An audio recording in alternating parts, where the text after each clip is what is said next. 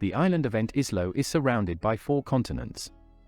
Under the oppression of one Lord of Darkness, Mao. Mao terrorized all 4 islands. He had 4 terrifying generals. He had 4 terrifying generals of darkness: Adromedes, Lucifer, Alciel, Malacoda. Each demon handmaiden attacked one continent that was inhabited humans. Despite the pressure of the forces of darkness, a hero emerges who managed to unite the people to fight the evil forces. Gradually, the combined forces of people led by the hero were able to clear all 4 continents, and now their eyes fall on the central continent, where Mao the Lord of Darkness dwells. The hero and his cronies were able to drive the Lord of Darkness from his castle. Mao leaves this universe, but promises to return and seek revenge. Lord of Darkness Mao and Alciel find themselves on the planet Earth, namely Tokyo. The boys notice that they have become mere humans and have lost most of their magical powers. They are taken to the police station for inspection. But Mao uses his hypnosis powers to bring them up to speed on this world. There's no magic or demons here. The guys figure out how to replenish the magic in this world. They get passports, bank cards, rent an apartment and become ordinary citizens. The tenant of their apartment is Shibamaki. The guys realize they need local paper money to survive in this world. Mao gets a job at Macronald's. And with effort, he becomes a full-time employee. Mao meets the hero Emilia. She follows him through the gate. Emilia attacks Mao with a kitchen knife in her hand instead of her magic sword. Tokyo is full of cameras and they were taken to the police station thinking they were a couple in a fight. Emilia works in a call center as a telephone operator. The character Emilia goes to the guy's house to take their punishment, but she is held back by a simple door chain. Since she can't use her powers, Mao tells Emilia that his work at Macronald is the beginning of a plan to take over the world. She keeps following the guys. It's her only activity after working day, but she sees that the guys live ordinary lives. Emilia and Mao are attacked by magical powers. Emilia asks to stay as a guest Mao and Alciel for the night because she lost her purse. Mao learns from Emilia that some demon is hunting them. Mao clearly likes Chiho, a girl from Macronald. Chiho tells of suspicious things happening to her. Emilia interferes with Mao's date with Chiho. A powerful earthquake begins. Mao appears as a demon, part of his power returned. The Lord of Darkness rescues all the people from under the rubble, no one is hurt. Emilia recalls how she was taken from her father to fulfill her destiny, to defeat the Lord of Darkness. Mao recounts that it was an artificial earthquake created to attack Emilia and Mao. Emilia can't understand why Mao is so good in the human world, but she can't forgive him for killing her father. Mao asks for forgiveness for his past actions. The boys realize that their landlord may know something. Chiha meets a mysterious guy. It's the demon Lucifer, Mao's former general.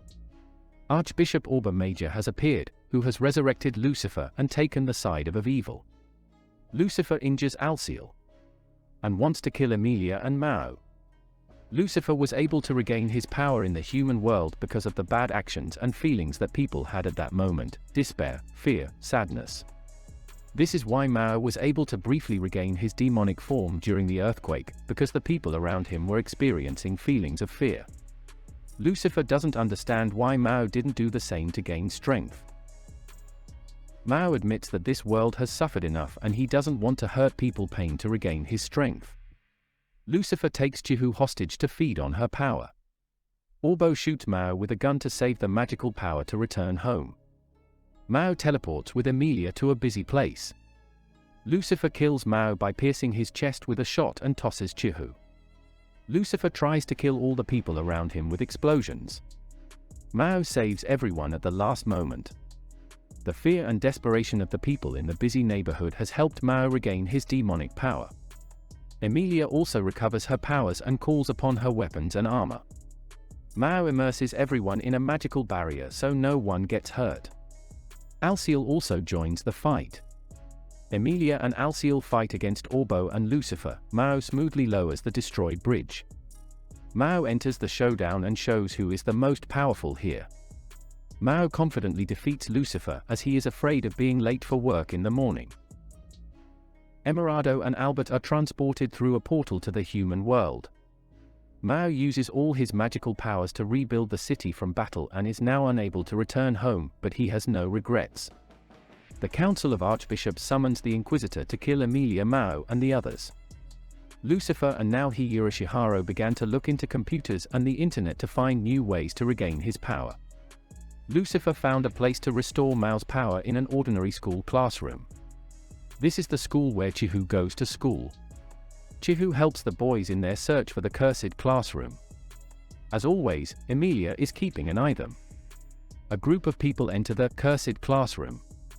Yoroshihiro sends them there to they just take his PSP. Mao meets a mysterious girl who has fallen down the stairs of their house. The next morning she arrives with a gift and meets the guys. Emilia receives a package of elixirs of strength recovery from Miranda. The mysterious girl introduces herself Kanazuke Suzuno. She helps the boys with the household. Emilia tells her to stay away from Mao. Although she has no idea that Kanazuke Suzuno is playing the role of a simple neighbor herself. Suzuno brings a gift for Mao again. Emilia calls her friend and learns that things are unchanged in their country. The church is looking for Orbo and Emilia. Mao is left in charge of the restaurant again. Chihu sees the dinner that Kanazuke Suzuno, a neighbor, has prepared for him. Chihu is jealous of Mao. Emilia meets a demon in a local store and they have a fight. She is rescued by an ordinary salesman. She notices that the power elixirs really work. Chihu and Emilia visit Mao. The door is opened by Suzuno to their surprise. She tidies up their house and cooks for Asher, Alciel, while he recovers after a sunstroke. Mao invites Suzuno to work at the McDack. Chihu confesses her love for Mao, though Yusa tries to talk her out of it. Suzuno overhears their conversation and asks how Mao feels when he is loved. Yusa helps her with her choice of clothes. Emilia guesses that Suzuno is also with Entisla, and learns that she has come to Earth to make sure that Emilia has not gone over to the side of evil. She confesses that she belongs to the Order of the Holy Inquisition. Suzuno has problems with modern life in the big city. She asks Emilia to kill the Lord of Darkness and return to Entislo. Mao receives an offer to move to the KFS. Emilia's girlfriend thinks Mao, Suzuno, and Emilia have a love triangle. Ashia goes to KFS to scout and accidentally overhears the girls talking. Ashia tells her friend Amy the story of Mao and Emilia's struggle, only she does it in a veiled way. It's like the guys had a business, a purpose, and Emilia ruined their plans. Mao comes up with an idea to attract customers to the restaurant and it succeeds. Lucifer finds a place where there will be a lot of human fear, a new attraction, the House of Terror at the Fushimo location. Emily, Chiha, and Suzuno will also be there. Emilia is jealous of Chiha's figure. Suzuna is back in her kimono, even on the beach. The girls go to the House of Terror and even Amy and Suzuno are frightened by the attraction. The monkey opens the crocodile cages and dozens of reptiles find themselves outside.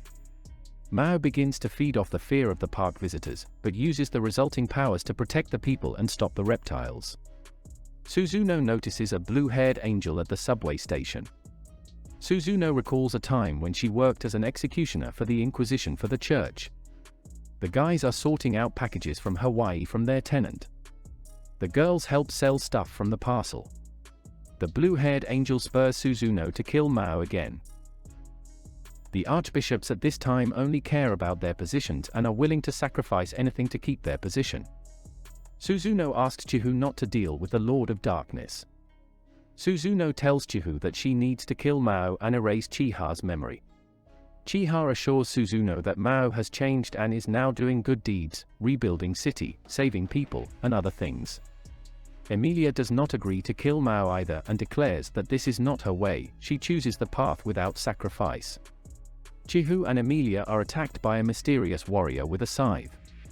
It is the blue-haired Archangel Serial, a KFS worker and Mao's rival.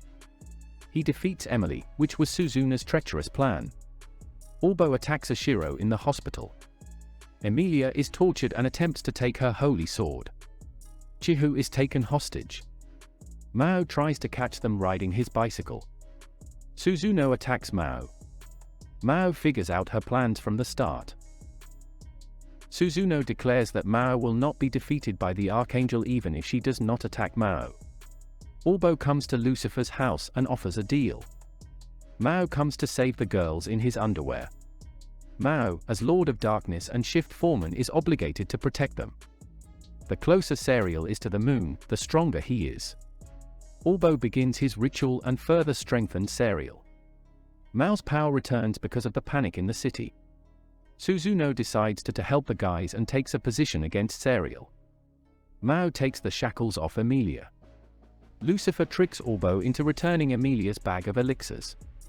Mao fights Serial and saves his girlfriends along the way. Mao shows off his demon blade, its power is truly impressive. The Overlord defeats the Archangel. Ashiro comes to the rescue when it's already over. Mao declares he must return to Entislo. Chihi wants to go with him. It was only Chihi's dream. Mao tells him that he has no magic to open the gate again because all his power spent on rebuilding the city and banishing the Archangel. Serial wasn't thrown out on Entislo, but in the backyard of Macronald. He's having mental problems right now. Emilia also has a strange dream about Mao. Amy goes to visit Mao and again observes the usual domesticity. Ashiro wants to leave Mao for a while and go somewhere. Emily notices a truckload of packages for Mao and gets suspicious. None of the guys can figure out what is going on with Mao. Chiha and Emily start to keep an eye on Mao. Mao notices the girls, he's moonlighting at a construction site to make more money. That pile of boxes is, as always, Lucifer's ridiculous purchases. The guys return the purchases since Lucifer is a minor and not yet can shop. Backstory scene, the boys return to normal life. It starts to rain, and Emilia gives Mao an umbrella so he doesn't get wet. Pretty cute flashback.